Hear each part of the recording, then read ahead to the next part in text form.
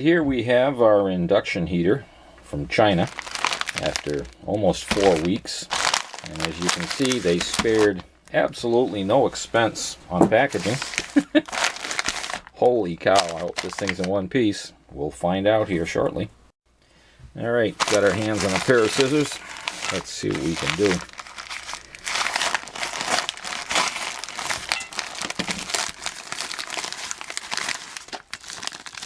Well, it appears so far everything's intact. Let's find out. Yeah, the coil's a little misshapen. They could have done a little bit better job of packing this thing, I think.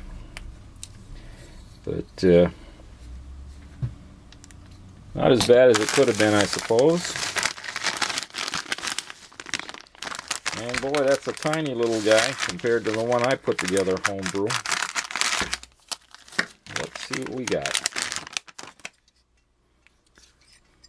Well, no breaks in the printed circuit board that I can see. Everything appears to be intact. Wouldn't have believed it. Man, oh man, oh man. We got here 5 watts, 4700 ohms. Just kind of hanging in the breeze by the leads. Boy, I'm surprised those didn't break off. Okay.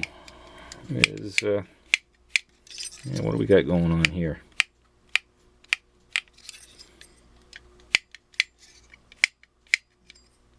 Yeah, I can feel the leads moving around in those solder joints, so those will have to be touched up. Okay, we'll get back to this in a minute. And just taking a very quick look, this is the Chinese version that I just bought, just to give you a size comparison. And this is the Homebrew kludge that I made. Now we'll get back to these and we'll do some testing here shortly, but this is just to give you a quick look. The resistors you see here on the center are not needed. They were done because initially I was going to try running 4 transistors. I found out that was absolutely unnecessary with a 0.035 ohm turn on those FETs. They just don't dissipate any power. The heat sink was just a convenient base to build a thing on.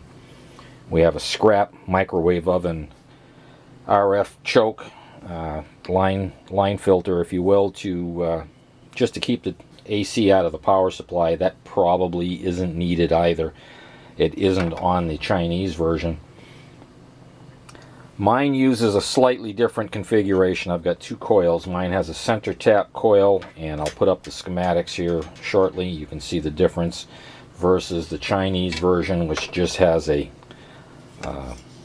single coil. There's no center tap. The power is fed in on this unit through these 2 chokes that are in the center. The parts count on this is probably a little bit higher than mine. They both work equally as well. Mine, of course, is huge, and the main problem I'm having, or was having with mine, is these capacitors that are used to resonate the tank. These things get extremely, extremely hot. There's a lot of circulating current in this unit.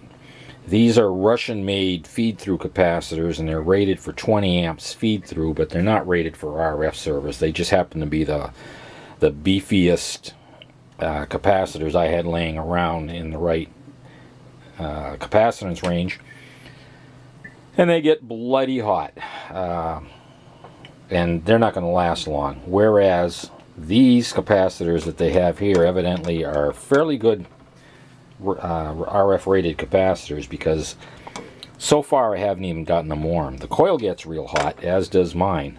Mine's just made out of 10 gauge wire.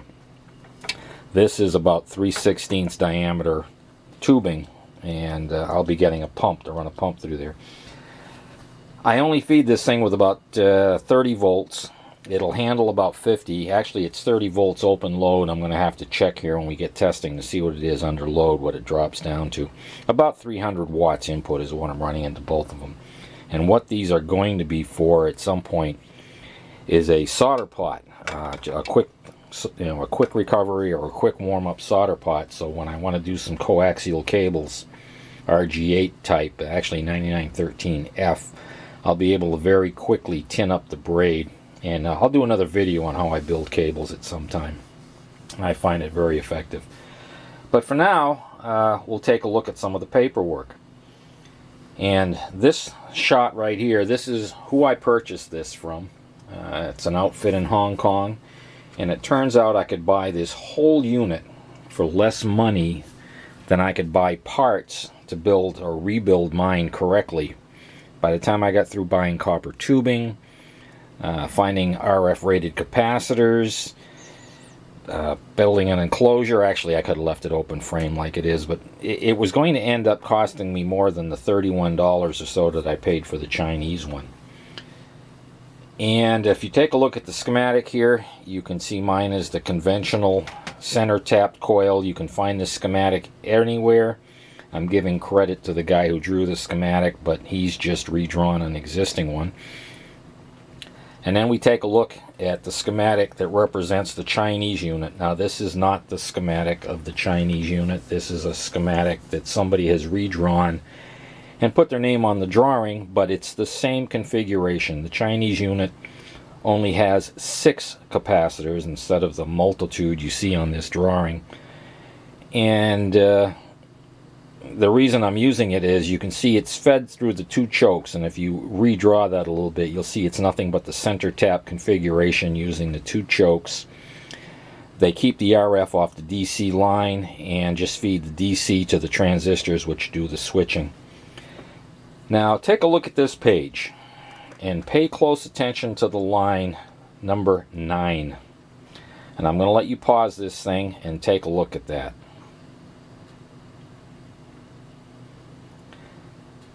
Now, if you don't understand what that means, what he's trying to tell you here, and understand he's doing this in English is obviously not his first language, what they're trying to warn you about is you must have an extremely fast rise time on your power supply. And actually the best thing to do is turn your power supply on and then use either a relay or a second switch to apply power to these units. It's critical that the power supply has an extremely fast rise time. A slow rise time will cause the switching transistors to both turn on at the same time. They will lock on and the unit will simply explode. These transistors will completely blow apart. And I proved that on mine early on. In early testing, I tried to use a variac to bring mine up slowly. I figured I could beat the system. I was wrong. The transistors just exploded right off the heatsink because they were both turned on at the same time. This is relying on an input pulse to start the tank circuit resonating. And as the tank circuit resonates, as the sine wave starts to go back and forth, up and down, it will alternately switch the transistors back and forth. They will maintain the oscillation. You'll get the RF and start the heating. And I'll demonstrate that. We're going to use an ignition coil just to demonstrate what I'm talking about. Okay, what we have here, very quickly before I bring the coil onto the table, is a tank circuit, a resonance circuit, a capacitor, and an inductor. And to get that moving, you have to, or to start it cycling on its own, you have to shock it or give it a pulse of electricity to get it ringing. In an oscillator, a vacuum tube, or a transistor keeps applying that pulse in a regular pattern, a regular rhythm to keep this oscillating. What has to happen is the tank circuit on this unit here has to be shocked into or forced into ringing. And on the alternate cycles, as it crosses over past the 0 point, it'll shut off one transistor and turn on the other transistor. We're going to demonstrate that by using a spark coil. And I'm going to show you that if you have from 0 volts here, if you have an extremely sharp rise time to your operating voltage, you will get an oscillation. And once this oscillation has started, the transistors will maintain it. But if you attempt to bring this up slowly to the voltage level, you're not going to get any output. The circuit will not ring. It will not start to oscillate. Now ignore these for a moment. I'm going to show you something in a minute with those. But it's important that when you turn these units on, you hit them with an extremely fast rise time pulse. And again, I'm going to demonstrate that using a spark coil. Okay, once again, we're going to be using a spark coil. And remember that the primary of the spark coil is basically a resonant circuit. The primary winding in the spark coil and the capacitor that's on the coil produce a resonant circuit that cause the spark coil to ring. Now the spark coil, of course, if I remove this piece of paper, has a secondary of many turns of fine wire, and it goes to the spark plug and creates a spark. Now that has no real analogy with the inductive heater, but what we're trying to do here is demonstrate why it's important to have that fast rise time to get this resonant circuit ringing so that the transistors will start to switch and you don't blow the transistors or the FETs off the board. And just as a side note, a lot of people, you'll hear mechanics and a lot of people saying the purpose for the capacitor on an ignition or a points ignition system is to prevent the points from eroding or burning up. And while it does do that, that's more or less a secondary function. The primary purpose for having that capacitor in there is so that this circuit will ring, it will oscillate like you see down here. Because if it doesn't ring, if you take the capacitor out of the circuit and just try to do it with the coil, all you're going to get is 1 or 2 small cycles out of the magnetic flux that's in that inductor, and it damps almost instantly. You're only going to get a very feathery, weak spark. With the capacitor in the circuit, however, it will begin to oscillate, and now while it does damp very quickly, you're going to get 5, 6, 7 cycles of oscillation before it does, which will cause 5 or 6 or 7 successive sparks across the spark gap in the spark plug, and that's what gives it that hot blue spark that you look for on an ignition system. It creates a plasma that lights the fuel very efficiently. That's just as a side note. We'll demonstrate that when we get to it. Here we have our spark coil. Our spark coil with the capacitor mounted on the side of it. We have a spark plug up here just to dissipate the spark so that we don't have a flash over in the primary. I don't really know how good this coil is. It came out of a junk pile in my father's basement, and when we cleaned his house out, I threw it in my junk pile, and I figured maybe someday it'll come in use for something. And I'm a junk collector, and it does. Today we're going to use it for a demonstration. Now, in the background, we have my Fluke scope meter. And the reason I'm using the scope meter instead of one of my other oscilloscopes is, one, the scope meter is fully isolated. And being an industrial oscilloscope, it has ranges that'll take you all the way up to 1,000 volts per division without needing resistive dividers or differential probes or anything else. You can directly put about 4,000 or 5,000 volts into this safely and not blow up the front end. They're wonderful scopes for this type of work. And what you have on the screen right there is a representation of what happens with a fast rise time when the coil is struck. You can see this ringing, this damped ringing, and actually there's 1, 2, 3, 4, 5. Well, actually, let's just count the upper peaks. 1, 2, 3, 4, 5, 6, 7, at least 7 that will probably produce a spark in the secondary. And that's a pretty healthy profile for a spark coil. So this spark coil is probably pretty good. Let's see if we can get a few more out of it. There, whoop, I didn't make a good connection. There you go. There's another one. There's another one. There's another one. And you can see every time I give this thing a sharp rise time, we get that ring out of the coil. That's an oscillation. That's what's necessary. Now, just give me a moment. I'm going to hook up a slow rise time. All right. I've put a potentiometer in series with the lead going to the DC plus, just so we can simulate a slow rise time. And if you see, I go up and down, up and down. Other than the noise in the pot, or the wire wound pot, you can see there's no ringing anymore in that primary circuit of that coil. And it doesn't matter how fast I try to swing this pot up and down, I can make it almost look like a vertical rise time. It simply isn't fast enough to make that coil start to ring. And the same thing will happen with your inductive heating unit. If you use a slow rise time power supply, what's going to happen, and get some of this junk out of the way here, and we'll zoom out. Oop, wrong way. Out, out, out. There we go. If you have a slow rise time on your power supply, the inductive heater is going to lock up. You need to shock it very quickly to get it to oscillate. And if you'd like, I'll demonstrate very quickly what I told you about the capacitor in the circuit. Let me get set up for that. And once again, we're set up for our fast rise time spark here. Now we'll do a couple with the capacitor, and you can see there's a definite ring. And in a couple minutes I'll dim the lights down here and show you what a difference that makes on the spark. And while this doesn't have much to do with the inductive heater, it's just to show you the effect of the capacitance upon the resonant circuit. So I've disconnected the capacitor. It is no longer connected to the coil. And let's take a look at what we have for a result. Whoop, I got to put the scope back on the coil. That helps.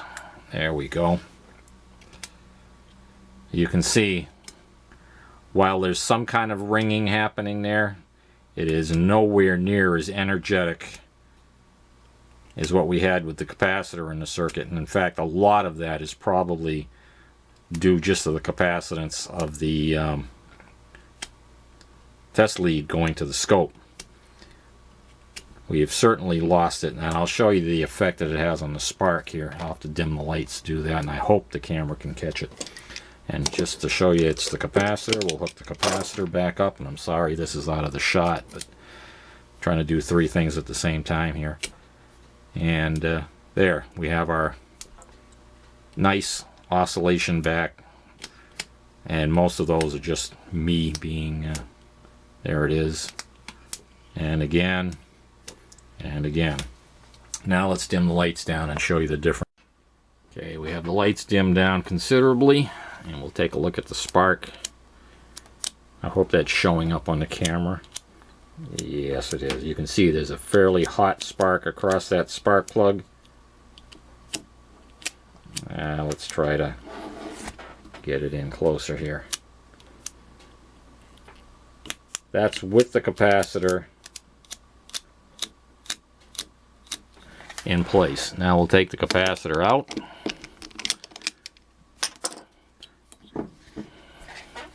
And take a look at it. We'll get that back up. Occasionally you're going to see a little bit of a flash, but obviously we don't have, you can see a single line going across there. That's nowhere near the hot spark you'd want to try to ignite the fuel mixture or the fuel charge in your cylinder. And again with the capacitor. See how nice and fat that spark is now? That's the type of spark that's going to make your engine run. That's why the capacitor is necessary in the resonant circuit. That's why a fast rise time is needed. Let's move on. Okay, now it's time for an us versus them comparison. And we've got everything set up here on the bench.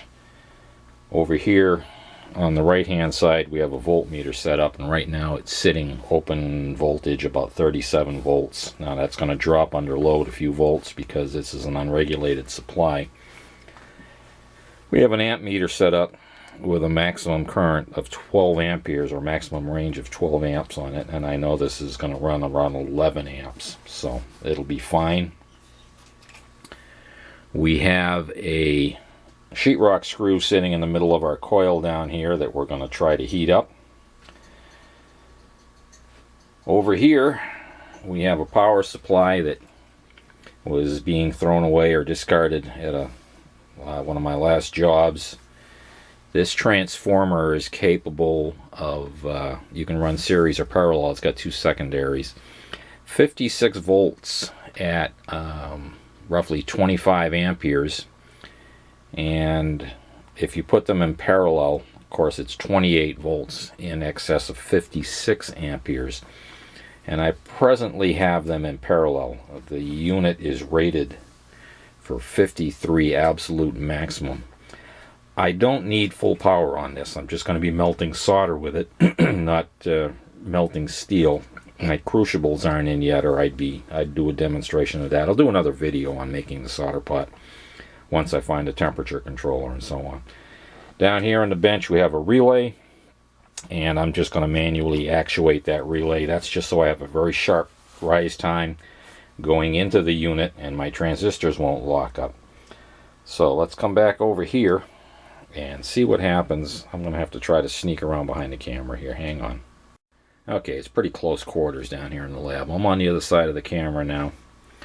And let's engage the relay and see what happens. Engaged. Our voltage is now about 33 volts. You can see the smoke coming off that nail already. And we're just about 12 amperes.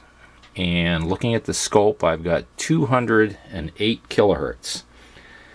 Now the current's falling off, and it's dropped about 10 amperes, and I don't know if you can see that in the camera or not, but that screw is cherry red.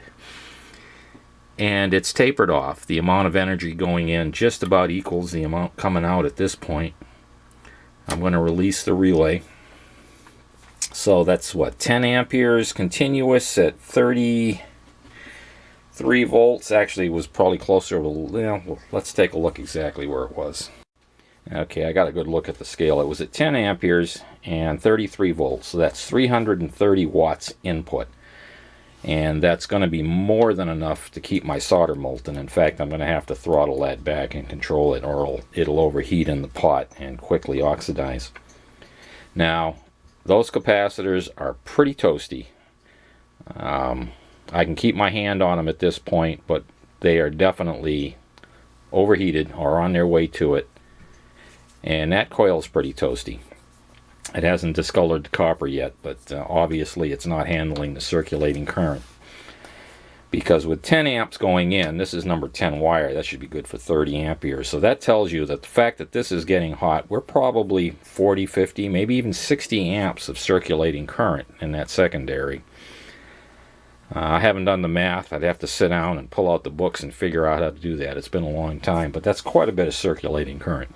Let's put the Chinese one up and see how it compares. Okay, we have the Chinese unit queued up and ready to go here. And I neglected to mention, this is the transistor that I'm using in mine. And you can see it's rated 100 volts, 0.038 ohms when it's on, 35 amperes. And I was only running, 12 amperes through it, so it should last forever. And it was stone cold, even though my capacitors were quite warm. The transistors never even come up above ambient temperature. They're just absolutely cold. They're practically a dead short when they're turned on. The Chinese unit's using this device, an IRFP 260N. That's assuming they're real international rectifier parts. I don't know. It's rated at 200 volts, 0.04 ohms, and the difference between 0.038 and 0.04 is just negligible. But this is rated at 50 amps, so it's double the voltage, more current. Mine was 35, this is 50, and the on resistance is about the same. So as long as you make sure you have a fast rise time, you shouldn't ever burn out those transistors. I have seen AVE Bolter explode a couple, and I don't know what he did before he did the video, so maybe he had been trying to use a power supply. And we'll move things around a little bit here and see if we can get a better... There we go, that should work a little bit better. Now, let's turn this one on and see what we get. And 5, 4, 3, 2, 1, on. And about the same voltage drop. This is drawing a little less current. Now what's curious is this started out about 8 amps. Oh, there it goes. It's dropping as the nail gets hotter, or the screw gets hotter. It's a little bit faster to turn cherry red. The fact that it's drawing so much less current and the voltage is starting to rise. So we're looking at 35 volts now at 6.5 amperes. So let's do the math on that real quick. Hey, 6.5 amps. Come on, 6.5 times 35. So that's about 227 watts input. And this one's operating right around 95 kilohertz. And it's got a... Okay, just as I went to zoom in on the scope, the battery died in the camera. For whatever reason, this unit looks like a half-wave rectifier. Now I'm assuming if I moved my probe over to the other side of the coil, I'd pick up the missing section that's in the middle. The fact that I'm way out at the end of one end of the tank circuit, I think I'm only seeing half the sine wave. How could I prove that? I guess I could try picking it off the center. Let me try that. Okay, I was absolutely right. If I go to the center of the coil, you can see the full sine wave. And we're looking at still 95 kilohertz. So the frequency is unchanged, naturally. But now you can see the full sine wave if I pick off the center of the coil. What have we learned here? Well, this unit's obviously a little more efficient at transmitting the power to the nail or the screw. I attribute that to the fact that they're using RF rated capacitors. So if you want to build one of these, yeah, these are stone cold. The coil's good and warm. I will be circulating water through that at some point. If you want to build one of these, you're going to need good RF rated capacitors. The transistors are obviously not an issue. Mine stay absolutely stone cold. These are absolutely stone cold. They're just not dissipating any energy because they're turned on full and their on resistance is so low. If I boosted this up to the 53 volts and really started pushing its limits, I suppose they might get a little bit warm. My concern would be over time the capacitors. Even though these are stone cold, I would think at full boat, running this thing right up against the wall, they probably would get warm. You might want to run a very small fan. I'm happy I bought this. It's going to do the job. It's much smaller. It's much more efficient. It's going to save me going out and trying to find capacitors. Unless I get real lucky and stumble over something at one of the ham flea markets, I'm certainly not going to go to the expense of buying brand new ones. So there you have it. About 227 watts input at 34, 33 volts, something like that. 95 kilohertz. I suppose for some applications the frequency makes a difference. My other coil ran about 180 kilohertz. Remember, I had a bigger coil. Where did I lay that down? It's over on the other bench now, but it doesn't matter. I had a larger coil for mine, and it runs about 180 kilohertz. The one that's on there now runs about 208. I think either one of those would be fine if I had decent capacitors. My circuit's simpler, less parts count, and I built it out of scrap that was laying around here, but without the right caps, no go. Hope that was informative. If you liked it, give me a thumbs up, please. We'd appreciate it. And until next time, this is the Radio Mechanic. Take care. Couple things I should have mentioned, and we'll get them in here real quick. This video's already gone long enough. One, I didn't follow the schematic exactly. This shows 15 volts on both ends, and of course I'm running closer to 37, 35 volts, somewhere in that region. And they talk about, most websites talk about regulating the voltage over here. All I did is add a couple of Zener diodes on the gates, just to protect the gates, keep the gate at a safe level. And I did not use Schottky diodes. I used plain old fast switching rectifier diodes. I had some 1 amp 1000 PIV diodes that were pretty fast. I forget exactly what it was, but they're pretty quick diodes. So you can replace those. Added a resistor for current limiting so I don't blow up the Zener. And the other thing I want to mention real quick, I want to wrap this up. You can reduce the power on this by adding a variac. I've got a variac over here right now on the primary of this transformer, and if you've got a variac that will handle the load, you can go ahead, I see the battery flashing, you can go ahead and reduce the power. Now what I'm going to do is turn this thing back on. That's a frozen image, and if I can do this before the battery goes away, right now the variac's all the way up, and now it's going to come on. You see the power come up. That's just the power ramping up. And I'm turning the variac down. Now you can see the power level dropping off remarkably. So it's fine to go ahead and reduce it as long as it's oscillating. As long as you know for sure it stays oscillating, you can reduce the power way down.